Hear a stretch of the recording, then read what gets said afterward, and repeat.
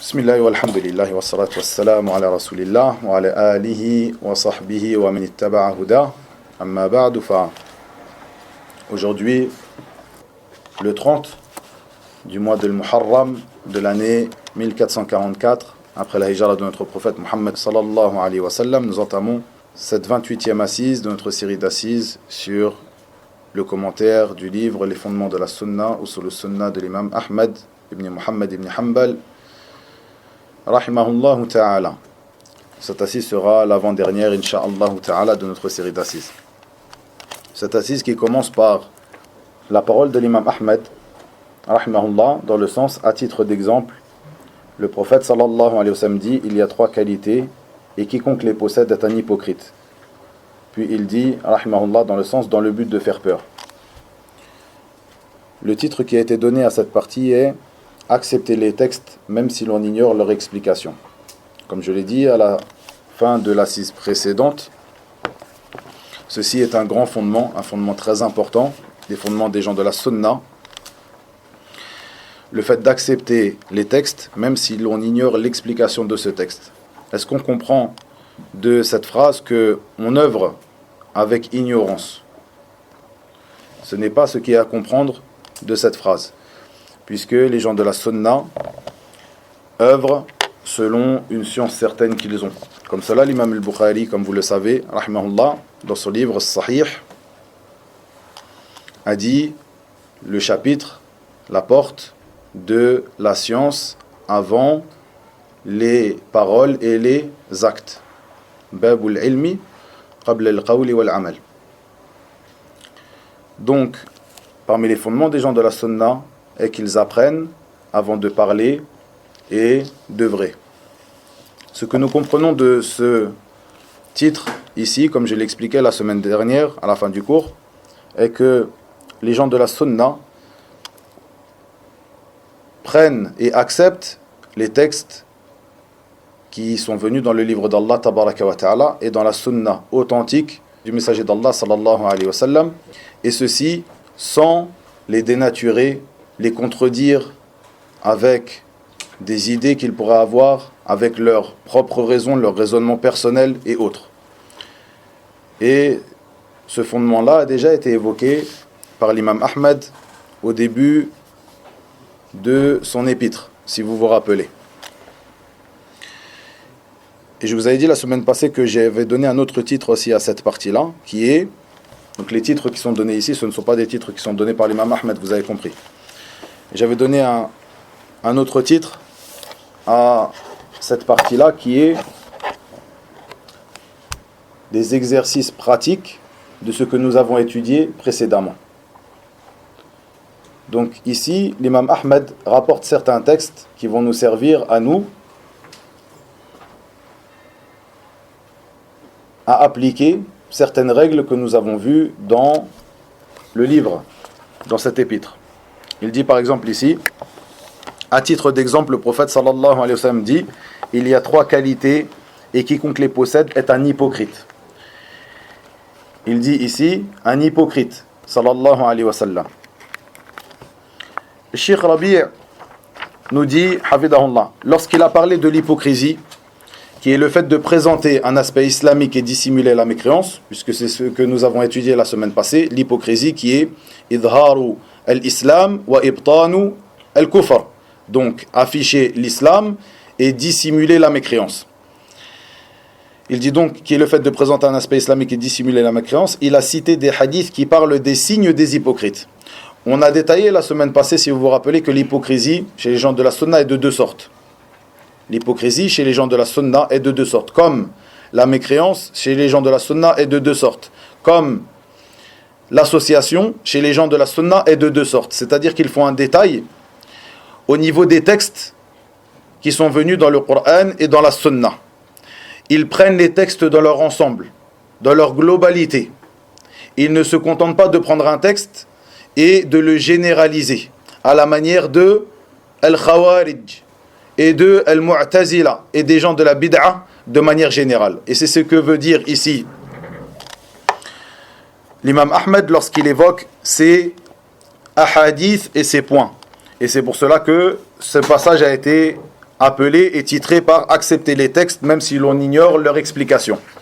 Donc les gens de la sunna acceptent l'ensemble des textes et ils regardent avant de donner un jugement l'ensemble des textes. Comme le dit Cheikh un peu plus tard, il dira: quant à ceux qui sont bien enracinés dans la science, voici leur méthodologie: regrouper les textes, les harmoniser et les associer de telle sorte qu'il soit possible de les mettre tous en valeur. Une règle que j'ai évoquée précédemment est al-aslu fi ad-dalil al-i'mal la al-ihmal. Dans le sens, la base dans la preuve ou à propos de la preuve, ad-dalil, est d'utiliser cette preuve et non de la délaisser. C'est-à-dire qu'une preuve, un texte du Coran ou un texte de la Sunna, la base concernant cette preuve, c'est que tu vas l'utiliser, l'appliquer, et non la mettre de côté. Donc les gens de la Sunna, leur méthodologie, comme vous venez de l'entendre, est qu'ils prennent l'ensemble des textes et les harmonisent pour pouvoir les appliquer tous ensemble. Ici, Cheikh nous dit, il a cité des hadiths qui parlent des signes des hypocrites. La semaine passée, comme nous avons vu, donc l'hypocrisie se divise en deux. L'hypocrisie majeure et l'hypocrisie mineure. Ou, comment certains des savants les ont appelés.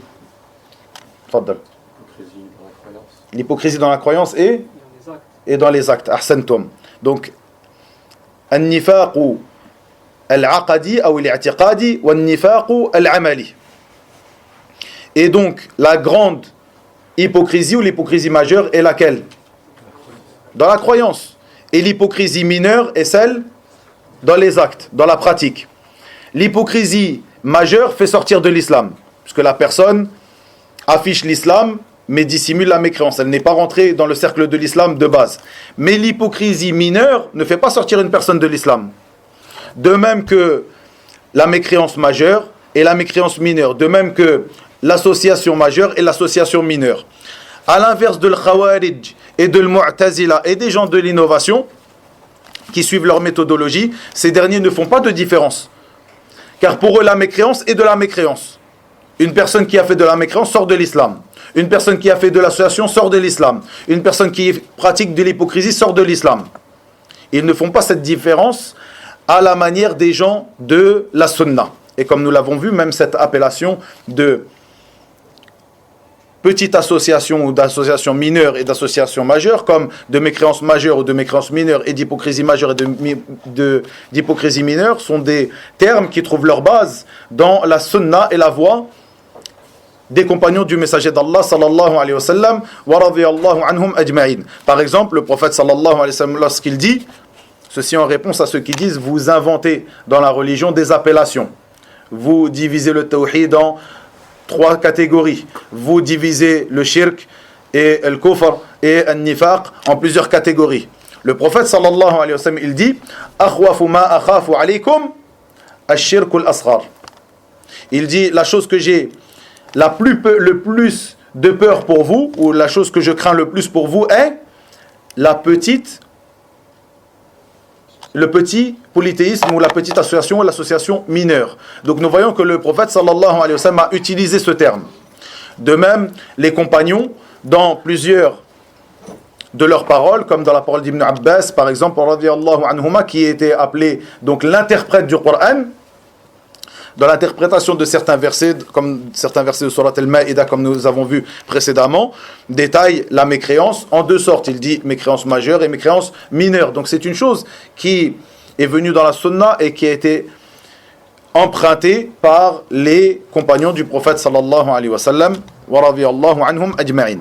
Donc nous faisons cette différence pour différencier ces textes. Les gens de la sunna font cette différence pour différencier ces textes. Ces textes dans lesquels a été rapporté, par exemple, il y a 3 qualités et quiconque les possède est un hypocrite. Ici, les gens de la sunna ont regardé quelles sont ces qualités-là, quels sont ces attributs-là qu'a cité le prophète sallallahu alayhi wa sallam. En prenant l'ensemble des textes du Coran et de la sunna, nous voyons que ces attributs qui ont été évoqués, si ces attributs se retrouvent chez quelqu'un, il n'y a pas de preuve que ces attributs font sortir une personne de l'islam. Si on retrouve ces attributs-là que je vais citer dans une personne. Donc à partir de là, on dira que cette hypocrisie qui a été rappelée par le prophète sallallahu alayhi wa sallam est de l'hypocrisie mineure et non majeure, puisque en regardant le reste des textes, nous voyons que ces attributs-là, ces qualités-là, ou ces défauts-là, en l'occurrence ici, s'ils se retrouvent chez une personne, ces défauts ne la font pas sortir de l'islam. Donc nous ne pouvons pas expliquer la parole du prophète sallallahu alayhi wa sallam ici est un hypocrite par le fait qu'il est un hypocrite selon l'hypocrisie majeure, mais plutôt on dirait que c'est de l'hypocrisie mineure. Pareil pour de la mécréance, pareil pour de l'association, comme nous allons le voir ici. Et ce sont des choses que j'ai déjà évoquées précédemment, en particulier lorsque nous avons parlé de at-takfir, c'est-à-dire l'excommunion, c'est-à-dire le fait de juger un musulman comme ne l'étant pas, comme étant un mécréant. De même, j'ai évoqué ces sujets-là et certains de ces hadiths lorsque nous avons traité le sujet de la foi, l'iman et autres, si vous vous rappelez. C'est pour cela que j'ai donné en titre à ce nouveau chapitre la mise en pratique ou exercice pratique de certains sujets que nous avons étudiés précédemment. Écoutez bien donc. Il dit, Hafidahullah, en effet l'imam Ahmed a différencié les deux types d'hypocrisie. Dans le chapitre précédent, il parla de l'hypocrisie majeure. Ici, il nous rapporte des attributs de certaines personnes qui, lorsque ces attributs se retrouvent chez elles, comme l'a dit le prophète sallallahu alayhi wa sallam, ce sont des hypocrites. Quelle hypocrisie? L'hypocrisie mineure. Donc nous voyons que l'imam Ahmed ici a bien différencié les deux types d'hypocrisie. Entre la parole du prophète sallallahu alayhi wa sallam que voici, dans le sens, il y a trois qualités et quiconque les possède est un hypocrite. Ici, Cheikh Rabi a dit dans le but de faire peur, comme donc la parole de l'imam Ahmed ici dans le matn, dans le but de faire peur. Cheikh Rabi rapporte cette parole, puis dit, c'est-à-dire que le messager, sallallahu alayhi wa sallam, ne veut pas dire qu'ils sont hypocrites au niveau du dogme, au niveau de la croyance. Donc, an-nifaq al-i'tiqadi, donc la grande hypocrisie. C'est-à-dire que le messager, sallallahu alayhi wa sallam, ne veut pas dire ici qu'ils sont hypocrites de la grande hypocrisie, au niveau de la croyance. Qu'ils cachent la mécréance en Allah, en ses anges, en ses livres, en ses messagers et au jour dernier. Non, il s'agit d'une autre hypocrisie. Quelle est cette autre hypocrisie? Celle que nous avons étudiée la semaine passée, qui est l'hypocrisie mineure. Et ce, dans le but de faire peur. C'est-à-dire qu'il a, cette personne-là, des traits des hypocrites. Il a des traits des hypocrites. Mais ce n'est pas un hypocrite pur. Puis, le Cheikh nous dit, les savants appellent cela l'hypocrisie des actions, l'hypocrisie dans la pratique. Donc, il dit, sallallahu alayhi wa sallam, dans le sens, il a trois choses, cette personne, il a trois choses. Et celui qui les réunit est un hypocrite. Lorsqu'il parle, il ment. Lorsqu'il promet, il manque à sa promesse. Et lorsqu'on lui fait confiance, il trahit. J'avais expliqué un petit peu plus en détail ce hadith dans l'explication d'un livre de Al-Allama Rabi' ibn Hadi qui est titré, dans une traduction approximative,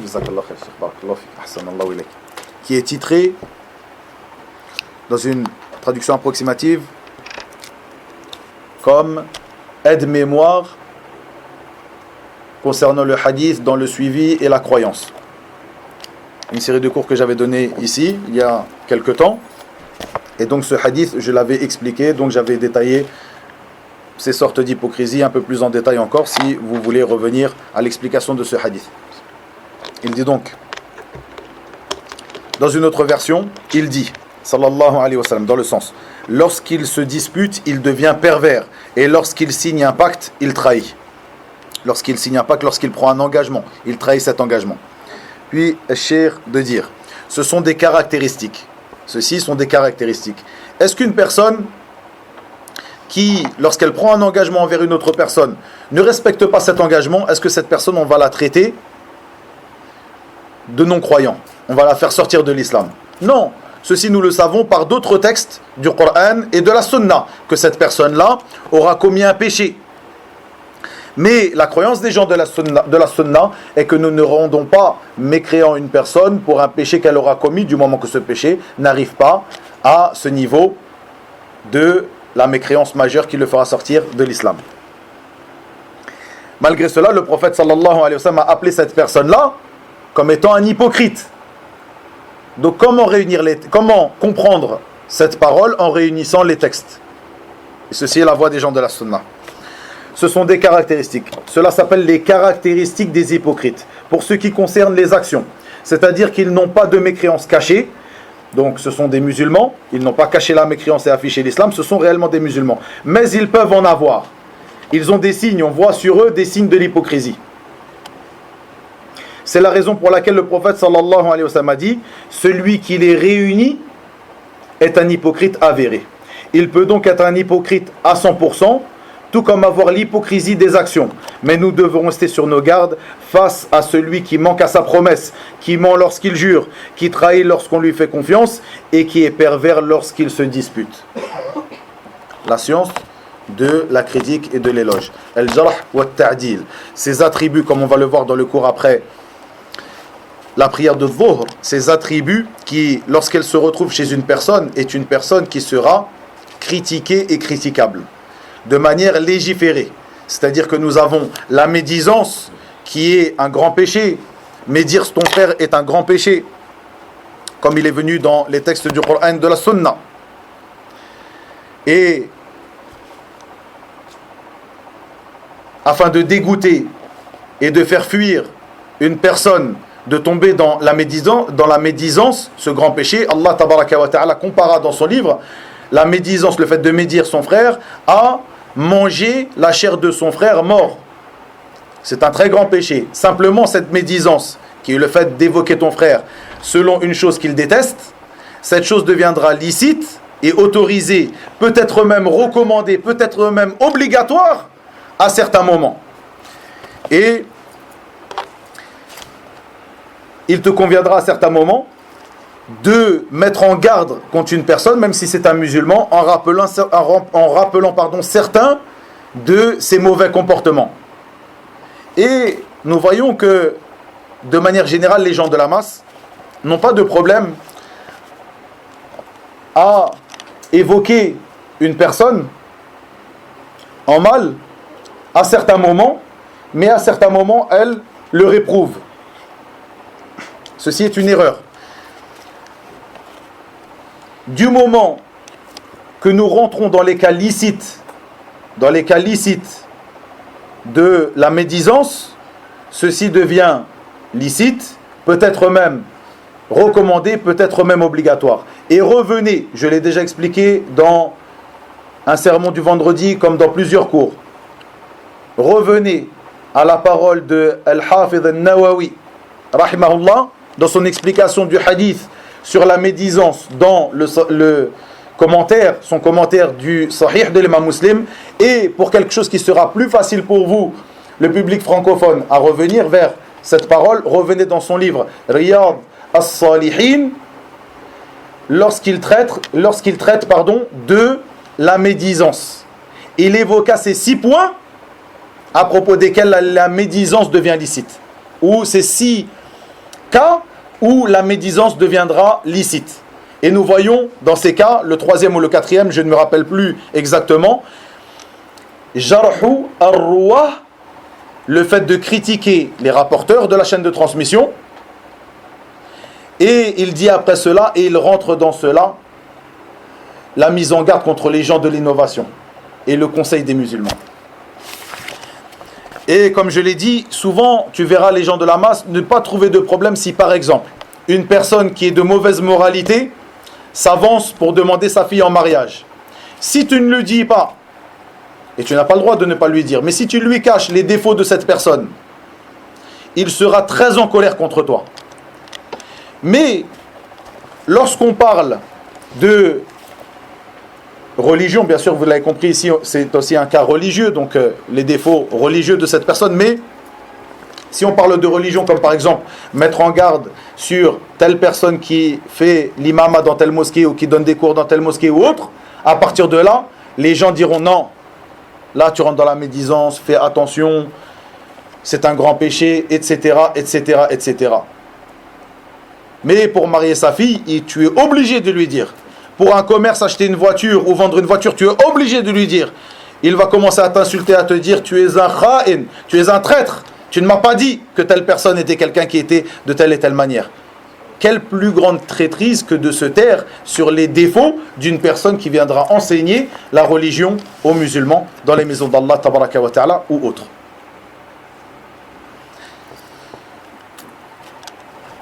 Puis, Cheikh de dire, Hafidahullah, par Allah, on doit penser du mal de lui et mettre en garde contre lui, car il y a en lui des signes importants qui font partie des signes des vrais hypocrites. On ne peut pas confirmer qu'il l'est, mais nous restons sur nos gardes. Puis il dit, certains prédécesseurs, parmi as-salaf donc, disaient, dans le sens, on n'explique pas ce genre de hadith. On n'explique pas ce genre de hadith. Et d'autres en revanche les ont expliqués pour faire réplique contre les Khawarij. Car les Khawarij disent, celui qui possède un de ces signes est un mécréant à 100%. Ils ont traité les gens de mécréants par ce genre de conception. Les Khawarij, comme cela le Mu'tazila, ceux qui font partie de Al-Wa'idiyya, comme on l'a déjà expliqué précédemment, ces gens-là ne font pas de différence entre l'hypocrisie majeure et l'hypocrisie mineure. Dès qu'une personne a un signe de l'hypocrisie, quelque chose qui est venu dans ses hadiths, il l'applique à cette personne et à partir de là, c'est un hypocrite, il sort de l'islam. Car il lui donne l'appellation d'hypocrite, donc ils expliquent l'hypocrisie uniquement par l'hypocrisie majeure. Pareil pour la mécréance, pareil pour le polythéisme. Vous allez voir ici des exemples qui nous montrent que ceci n'est pas vrai, que cette absence de différence entre les textes est une voie erronée et n'est pas la voie des gens de la sunna. Puis il dit, Hafidahullah, quant à nous, qui nous? Les gens de la sunna. Quant à nous, non, nous les citons pour effrayer et influencer seulement. Faites attention à sa parole, il l'a déjà répété plusieurs fois, Cheikh. Nous citons ces hadiths pour effrayer et influencer. Ceci est une méthodologie. Ceci est une méthodologie qui est la méthodologie empruntée par beaucoup de nos savants et de nos imams. C'est-à-dire que tu fais la différence entre le détail que tu devras faire à certains moments, lorsque tu donnes un cours de sciences, lorsque tu expliques à des gens qui auraient des ambiguïtés, lorsque tu veux réfuter des gens de l'innovation et des ambiguïtés, tu fais la différence entre cette position-là, cette place-là, et lorsque tu exhortes les gens. Lorsque tu exhortes les gens, il t'est permis de rappeler des hadiths pour faire peur aux gens et les faire fuir de ce genre de caractéristiques-là, sans détailler le fait que ici le prophète sallallahu alayhi wa sallam a dit hypocrisie, mais c'est de l'hypocrisie mineure, ne vous faites pas de soucis, ce n'est pas de l'hypocrisie majeure. Non. Comme cela, vous vous rappelez, on a étudié ensemble le jugement de celui qui délaisse la prière. On a dit que les savants sont unanimes sur le fait que celui qui délaisse la prière en reniant son caractère obligatoire, celui-là sort de l'islam, mais celui qui délaisse la prière par fainéantise par exemple, celui-là, d'après l'avis de la majorité des savants, ne sort pas de l'islam. Simplement, certains parmi les savants, et c'est une parole, un avis, un des deux avis de l'imam Ahmed, rahimahullah, que cette personne-là, même s'il délaisse la prière avec fainéantise ou par fainéantise, celui-là sort de l'islam. Eh bien, les savants nous disent, comme ceci est expliqué par plusieurs de nos savants, comme Cheikh ibn Uthaymin, rahimahullah, ils disent, il t'est permis de rappeler ces ahadiths sur le minbar, les ahadiths qui montrent, qui ont été utilisés comme preuve par ceux qui jugent de la non-croyance d'une personne qui a délaissé la prière, et ceci de manière absolue, de rappeler ces hadiths sur le minbar le vendredi pour faire peur aux gens de délaisser la prière, pour les faire fuir de cette chose-là. Comme cela, ce genre de hadith qui montre des caractéristiques et il n'était pas obligatoire de détailler. Peut-être que si à certains moments tu détailles le fait que ceci est de l'hypocrisie mineure, eh bien ce que tu voudras par cette exhortation ne sera pas réalisé. Comme ceci, lorsque tu parles du mariage, du divorce, de certains sujets à propos desquels il te faut employer des ahadiths et rapporter des ahadiths qui font fuir les gens de pratiquer certaines pratiques et font peur aux gens de tomber dans certains interdits. Ceci est un manhaj, une méthodologie qui est la méthodologie des gens de la sunna. Et pourquoi je rappelle cela aussi ici? Pour ne pas s'empresser à juger ou à taxer une personne à certains moments de telle et telle c'est-à-dire qu'il soit tombé dans telle et telle erreur ou qu'il ait emprunté telle et telle méthodologie, simplement parce que, par exemple, à certains moments, comme par exemple, comme je l'ai cité ici, lors de la khutbah de Jumu'ah, il a évoqué des textes sans détailler, sans faire ce détail. Vous avez entendu la semaine passée que notre da'wa est une da'wa tafsiliya, une da'wa de détail. Ad-da'watu salafiyya, c'est une da'wa détaillée. Tu ne peux pas parler de manière absolue aux gens, mais il te convient de détailler. Mais ce détail-là, à certains moments, tu n'auras ni le temps de le faire, ni ceci sera bénéfique pour les gens de le faire. Dans une khutbah du Jumu'ah qui dure 15 minutes, où les gens qui sont là sont des gens qui ont un certain besoin et qui viennent pour rechercher l'exhortation hebdomadaire des musulmans, eh bien, ces personnes-là n'attendent pas de toi un détail, et peut-être que ce détail, ils ne le comprendront même pas. Donc à ce moment-là, il ne te conviendra pas de faire le détail. Et chacun en fonction du moment opportun qu'il trouvera pour faire ce détail, et autre que cela. Donc, ceci pour vous mettre en garde de se précipiter à taxer une personne d'innovateur, de personne qui suit telle et telle méthodologie. Puis il dit, hafidahullah, par exemple, si quelqu'un engage un débat avec nous, nous expliquerons aux gens qu'il s'agit d'une hypocrisie des actions et d'une mécréance mineure. Parce que la mécréance se subdivise en mécréance majeure et mécréance mineure, tout comme l'hypocrisie se subdivise en hypocrisie majeure et hypocrisie mineure, et de même le polythéisme se subdivise en polythéisme majeur et polythéisme mineur. Puis il dit, hafidahullah, or, la doctrine des gens de la sunna ne traite pas de mécréants ceux qui commettent les grands péchés. Par exemple, la parole du prophète sallallahu alayhi wa sallam que voici: ne devenez pas des mécréants égarés après moi en vous entretuant. Dans le sens de ces paroles, sallallahu alayhi wa sallam, ne devenez pas mécréants égarés après moi, après ma mort. Comment? En vous entretuant.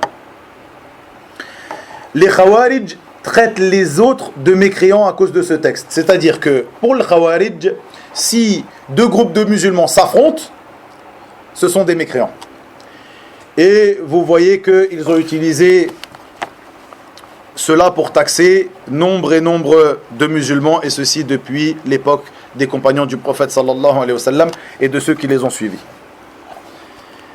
Et Cheikh nous dit ici, les hommes de la sunna, donc ici on détaille encore une fois certains de ces hadiths que j'ai évoqués lorsque nous avons parlé du sujet de l'iman, de la foi, où dans certains hadiths le prophète sallallahu alayhi wa sallam nous dit ceci et cela, c'est-à-dire ici ceci est de la mécréance. Mais est-ce que c'est de la mécréance majeure ou mineure? Nous voyons en prenant l'ensemble des textes que ici ce qui est évoqué c'est de la mécréance mineure, donc une mécréance qui ne fait pas sortir de l'islam. C'est un grand péché, c'est quelque chose de très grave, mais ça ne fait pas sortir la personne qui commet cette chose-là de l'islam. Comme cela, ce hadith que j'avais évoqué la semaine passée et la semaine d'avant, ce hadith qui est rapporté par Abu Dhar, radiyallahu anhu, al-Ghifari, où le prophète sallallahu alayhi wa sallam dit: pas un serviteur croyant ne meurt en ayant prononcé la ilaha illallah sans qu'il rentre au paradis. Nous voyons dans ce hadith le grand mérite de kalimat at-tawhid, de la parole d'unicité, la ilaha illallah, point de divinité digne d'adoration en dehors d'Allah tabaraka wa ta'ala. Et Abu Dhar de dire ceci, donc de s'exclamer, de demander au prophète sallallahu alayhi wa sallam ceci, même s'il pratique la fornication et vole, et le prophète sallallahu alayhi wa sallam de lui répondre même s'il pratique la fornication et vole, et Abu Dhar de lui répondre et de répéter une deuxième fois puis une troisième fois même s'il pratique la fornication et vole, et le prophète sallallahu alayhi wa sallam de répondre même s'il pratique la fornication et vole, n'en déplaise à Abu Dhar. Et autre que cela parmi ces hadiths, pourquoi? Car dans certains hadiths le prophète sallallahu alayhi wa sallam aussi dit: le croyant ne pratique pas la fornication en étant croyant. Le croyant ne vole pas en étant croyant.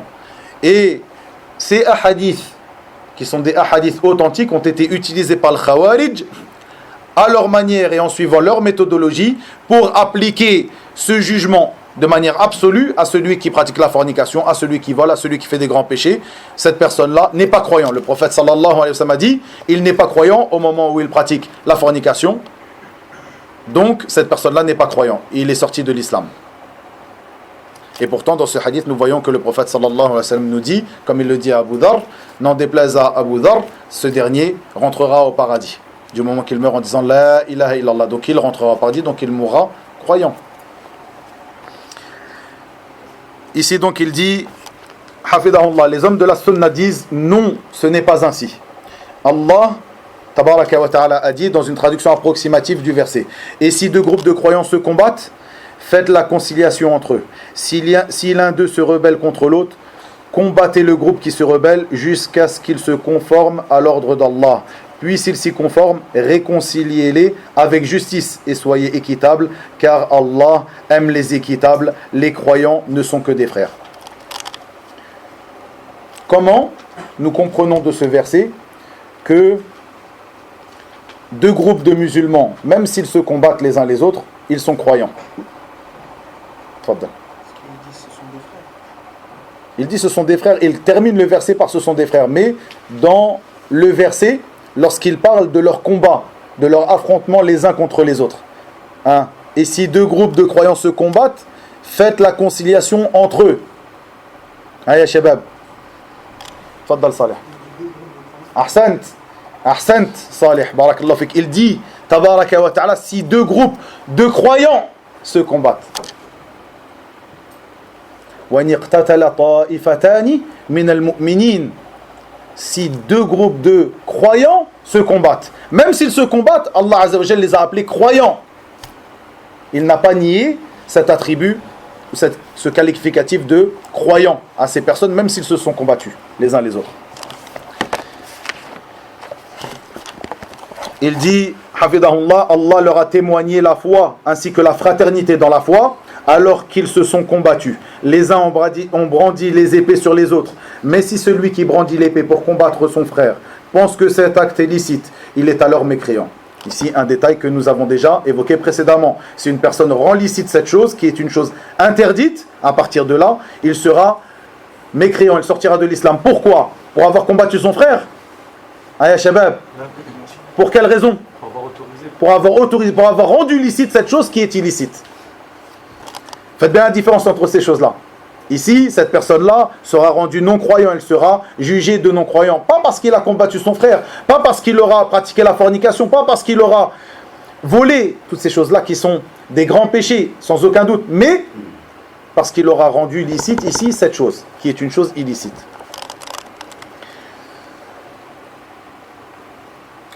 Et s'il sait que le sang de ce musulman est sacré, mais le fait pour des raisons de passion, des fins personnelles, de haine, etc., alors qu'il sait que le combat est illicite, ce dernier n'est pas mécréant. Il n'a qu'une mécréance mineure, une mécréance des actions qui ne sort pas de la religion. Ceci est le détail des gens de la sunna. Puis il dit, Hafidahullah, c'est la raison pour laquelle ces hadiths auxquels se sont attachés les Khawarij, ils sont encore présents pour qu'on en parle encore. Ils sont encore là?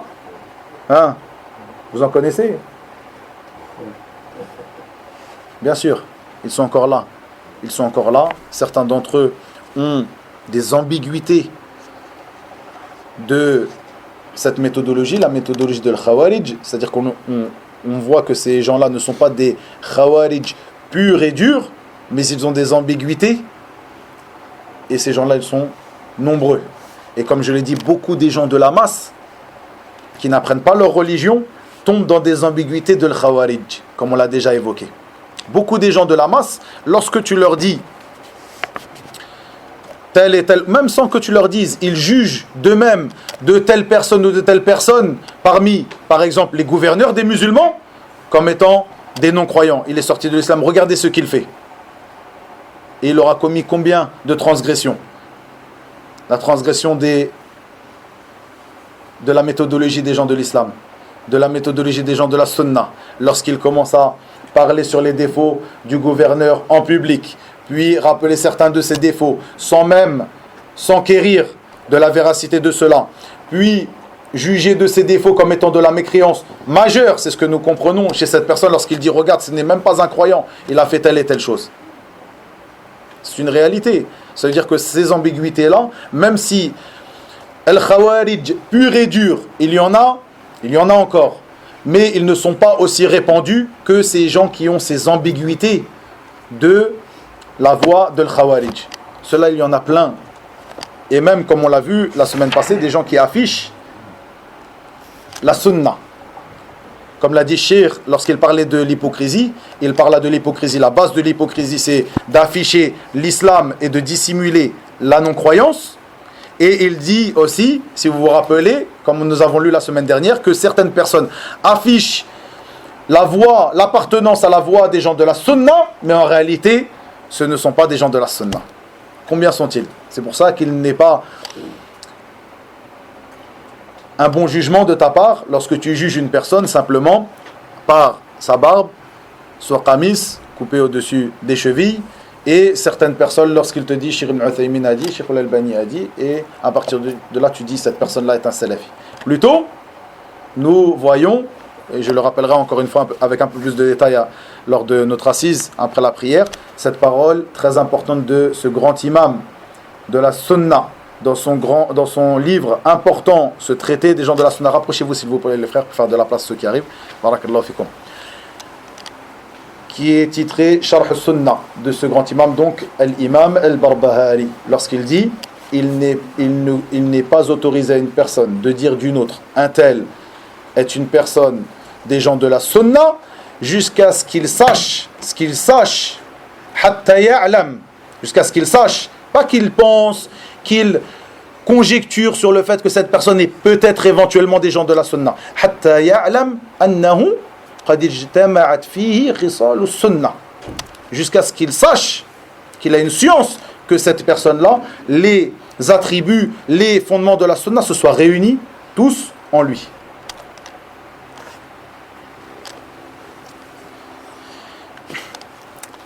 Puis il dit, Hafidahullah, c'est la raison pour laquelle ces hadiths auxquels se sont attachés les Khawarij, afin de juger mécréants les musulmans qui commettent les grands péchés, tels que la fornication, la consommation du vin, le fait de combattre les musulmans, etc., ont été expliqués par les hommes de la sunna, à l'instar d'Abu Ubayd. Abu Ubayd, c'est ce grand imam Al-Qasim ibn Sallam. Abu Ubayd, qui est mort en quelle année? Abu Ubayd, il était contemporain de l'imam Ahmed et c'était un grand imam à l'époque de l'imam Ahmed. Il est mort en 224 de l'Hégire. Abu Ubayd Al-Qasim ibn Sallam. À l'instar d'Abu Ubayd d'Ibn Taymiyyah, Cheikh l'Islam Ibn Taymiyyah, qui est mort en quelle année? Ahmed. Hein? Qui a dit 728? Ahsant, Allahumma barak, barakallahu fikum. 728 de l'Hégire. Ahmed ibn Abdel Halim ibn Abdel Salam ibn Taymiyyah al-Harrani, rahimahullah, qui est mort en 728 de l'Hégire. À l'instar d'Abu Ubayd ibn Taymiyyah et le reste des imams de l'islam, de la même manière que nous l'avons déjà expliqué. Ici, pourquoi il évoqua Abu Ubayd al-Cheikh? Car il a un livre qui est très connu, qui est un livre de base, un livre fondamental chez les gens de la sunna concernant ce sujet-là, qui s'appelle Kitabu al-Iman, le livre de la foi, qui est un petit livre qui a été vérifié et authentifié et édité par Cheikh Al-Albani, rahimahullah, c'est-à-dire vérifié et authentifié par Cheikh Al-Albani à son époque, donc il a été édité. Kitabul Iman, qui est un livre de référence chez les gens de la sunna, de même que Kitabul Iman d'Ibn Abi Shayba. Ibn Abi Shayba, qui fait partie des grands imams de la sunna, c'est un livre de référence. Ibn Abi Shayba, qui s'appelle Abu Bakr, et Abu Bakr c'est sa kunya, il s'appelle Muhammad.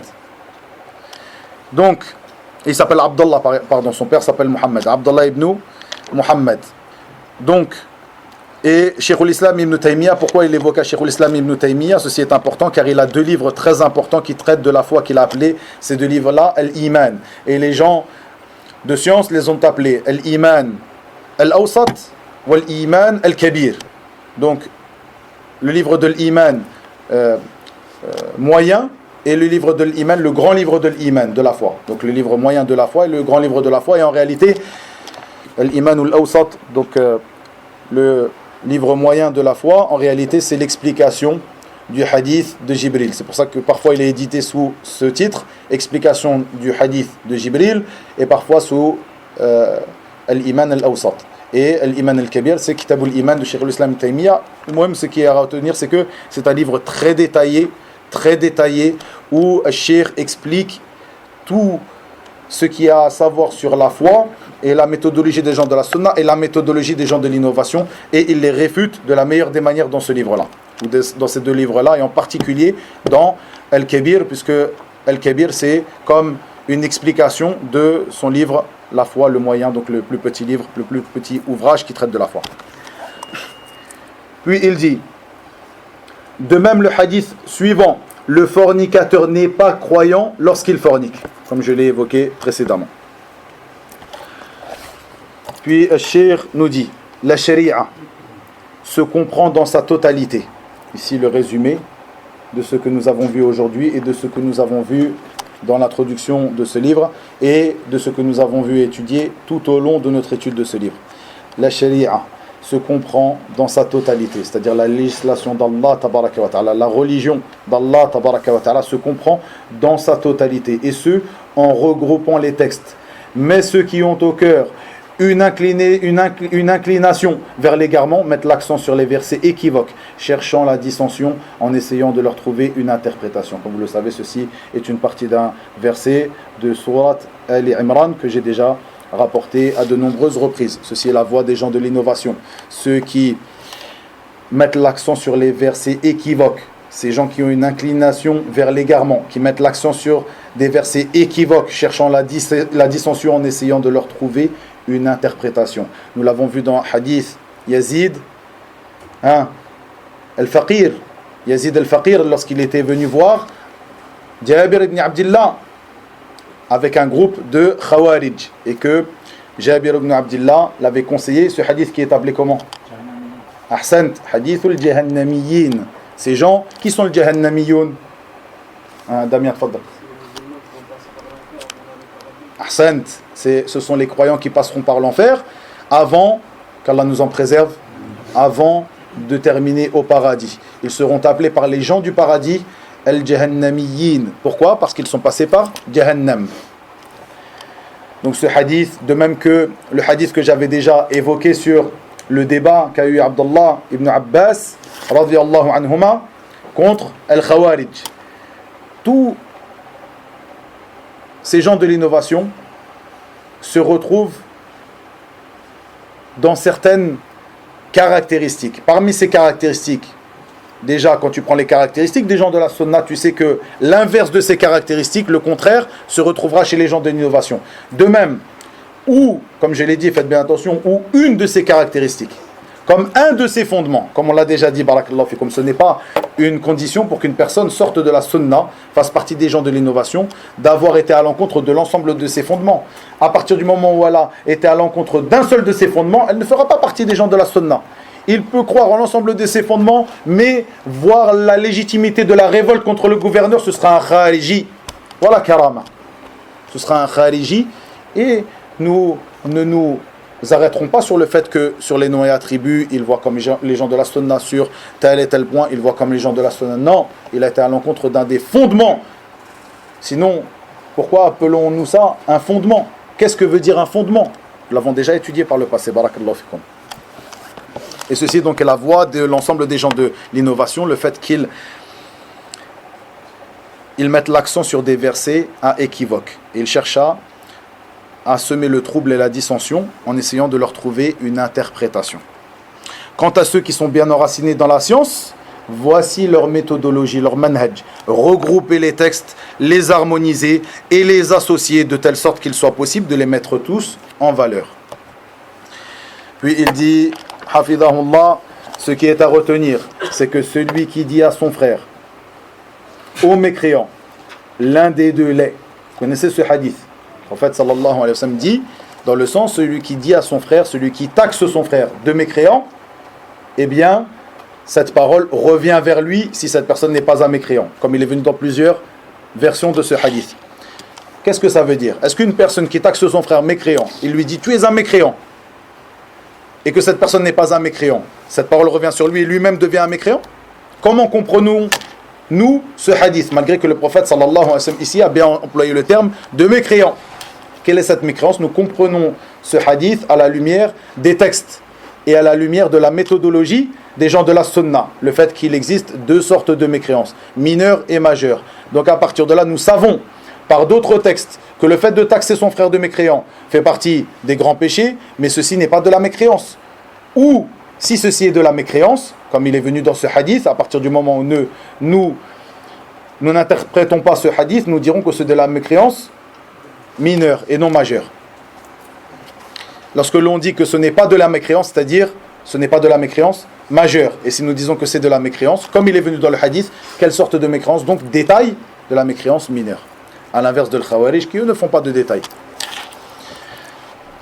Il s'agit là d'une mécréance donc mineure, comme le dit Al-Sheikh ici, Hafidahullah. Puis il termine en disant, l'auteur dit, donc l'imam Ahmed, rahimahullah, et le reste des hadiths similaires qui ont été authentifiés et mémorisés, nous les acceptons même si nous ne connaissons pas leur explication.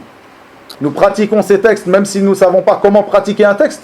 Non, ça c'est la voie des gens de l'innovation. Parmi eux, as-Soufiyya, et parmi eux, as-Soufiyya al-Asriyya, c'est-à-dire la Soufiyya de ce siècle-là, qui, Jama'atut Tabligh, qui eux lisent Riyadus Salihin, c'est-à-dire des preuves, des textes, des paroles du prophète sallallahu alayhi wa sallam, et parfois dans Riyadus Salihin, comme vous pouvez le voir, des versets du Coran. Et ils les lisent pour les appliquer, sans en comprendre le sens.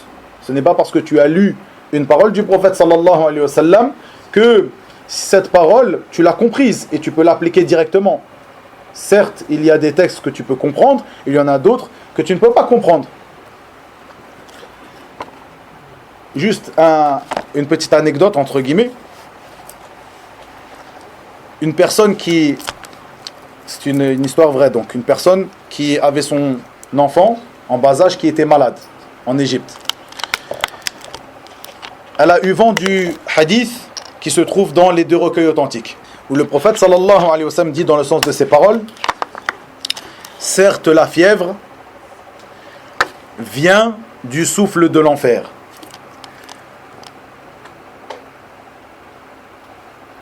Refroidissez-la donc avec de l'eau. Qu'est-ce qu'il est parti faire donc cette personne-là après avoir eu vent de ce hadith? Prendre de l'eau bien froide, presque glaçonneuse, et la vider sur son fils en bas âge qui avait de la fièvre. Ceci sans aucun doute est une mauvaise interprétation. Il a lu le hadith, il lui est parvenu le hadith est clair, mais cette personne-là a donné sa propre interprétation avec sa raison, et c'est une interprétation que autre que lui aurait pu donner. En revenant par exemple ici, puisque ici on parle aussi de médecine, en revenant vers les médecins, ils te disent que lorsqu'une personne effectivement est fiévreuse, tu calmes la fièvre en mettant de l'eau, et cette eau doit être à température ambiante, voire à la même température que le corps de la personne. C'est-à-dire qu'une personne qui serait à 40 degrés, tu lui mets de l'eau qui serait à 37 degrés par exemple, donc de l'eau tiède. D'accord? Ou de l'eau un petit peu plus fraîche, mais tu ne vas pas mettre de l'eau glacée, vider de l'eau glacée sur un enfant en bas âge qui lui a une température élevée de 40 par exemple. Ceci relève de la sottise. Malgré cela, cette personne-là avait un hadith du prophète sallallahu alayhi wa sallam, et en aucun cas le prophète sallallahu alayhi wa sallam nous parle de l'eau glacée, mais il dit refroidissez-la avec de l'eau. Avec de l'eau, pas avec de l'eau glacée, mais il faut comprendre qu'est-ce que c'est que cette eau.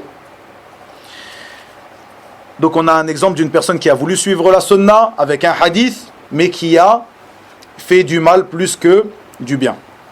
Ici je termine sur ça, donc le cheikh conclut en disant, et le reste des hadiths similaires qui ont été authentifiés et mémorisés, nous les acceptons même si nous ne connaissons pas leur explication. Ceci constitue en effet une modestie de la part de l'imam Ahmed, car ils peuvent vouloir parler d'un commun des gens. N'importe quelle personne rentrerait dans cela. Nous rentrons de manière générale dans cela. Ces derniers ne connaissent pas leur explication et les acceptent simplement. Quant aux jurisconsultes et les enracinés dans la science, à l'instar de l'imam Ahmed, il les explique à la manière des hommes de la sunna. Il a combattu les khawarij qui s'attachent à ces textes. Il a combattu les murji'a qui s'attachent aux textes liés aux promesses. Il a combattu toutes les sectes, ce qui prouve à suffisance que cet imam de la sunna, que c'est un imam de la sunna, il connaît également l'explication de ces hadiths. Donc Cheikh conclut en disant que ceci fait partie de la modestie de cet imam, l'imam Ahmed, comme autre que lui, comme l'imam Malik ou l'imam Shafi'i, l'imam al-Bukhari, l'imam Muslim, qui eux avaient la science pour expliquer ces hadiths, mais par modestie, il dit, et aussi pour nous faire comprendre à nous, puisque ce traité s'adresse aux gens de la sunna dans leur ensemble, pas forcément les savants, les étudiants en sciences, mais les gens de la masse, parmi la masse des gens de la sunna. Quelle est la voix des gens de la sunna? Yarhamukallah. Quelle est la voix donc des gens de la sunna? Leur voix est qu'ils restent, et il est que ces hadiths et les hadiths similaires qui ont été authentifiés et mémorisés, nous les acceptons, même si nous ne connaissons pas leur explication. Du moment que ça vient d'Allah, tabaraka wa ta'ala, du prophète Muhammad sallallahu alayhi wa sallam, mais comme il l'a dit ici, du moment qu'ils ont été authentifiés, nous les acceptons. Même si nous ne comprenons pas l'explication, nous l'acceptons, il vient du prophète sallallahu alayhi wa sallam. Je termine juste sur cela. Ce hadith où le prophète sallallahu alayhi wa sallam dit que si la mouche tombe dans le récipient de l'un d'entre vous, qu'il ne jette pas la mouche, mais plutôt qu'il la submerge en entier. Car, puis ensuite, le prophète sallallahu alayhi wa sallam nous donna une explication et nous dit, car il y a sur l'une de ces deux ailes un mal et sur l'autre sa guérison. Une personne qui s'appelle, je ne sais plus si c'est Mohamed El-Ghazali ou si c'est Saïd Ramadani al-Bouti, dans tous les cas, ces gens-là, ce sont des gens qui s'apparentent à la secte de l'Ikhwan et qui suivent cette voie égaré et innové, qui disait comment puis-je faire cela, comment ma raison peut-elle accepter de prendre une mouche qui est déjà tombée dans mon verre et de la submerger dans l'eau? Non, je prends la mouche et je la jette. Malgré que ce hadith se trouve où? Dans les deux recueils authentiques, dans le recueil de l'imam al-Bukhari et de l'imam Muslim. Donc c'est un hadith qui est authentique, il a été accepté par l'ensemble de la communauté depuis leur époque jusqu'à aujourd'hui. C'est un hadith authentique, il n'y a pas à se poser de questions. Malgré cela, tu dis, comment je peux faire cela? Comment ma raison peut accepter cela? Comment je prends une mouche et je la trempe dans mon verre et après je bois ce verre-là? Non, je prends la mouche et je la jette. Il a donc opposé ce texte-là, ou il a plutôt opposé sa raison à ce texte authentique qui est venu du prophète sallallahu alayhi wa sallam, et ce n'est pas la voix des gens de la sunna, ce n'est pas la voix des gens de l'islam, des croyants qui disaient « Sami'na » nous avons entendu et nous avons obéi. Si le prophète sallallahu alayhi wa sallam t'ordonne dans ce hadith, c'est qu'il y a un bien pour toi. Et même si tu ne le comprends pas et que tu n'as pas de preuves scientifiques sur le fait que ceci a réellement un effet, eh bien tu crois as-sadiq al-masduq, le véridique, le prophète Muhammad sallallahu alayhi wa sallam. Wa ila huna wa billahi tawfiq wa sallallahu wa sallam wa barak ala nabiyyina Muhammad walhamdulillahi rabbil alamin.